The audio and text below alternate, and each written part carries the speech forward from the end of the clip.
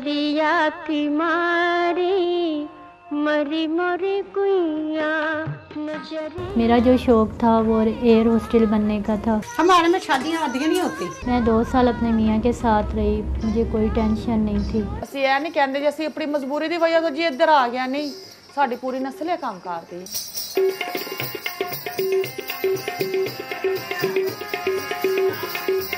आहा जवानी जवानी होती है हाँ, तो तमाशबी भी आ जाते हैं। जब जवानी खत्म होती है तो सारे भाग जाते हैं। ये क्या जगह है दोस्तों।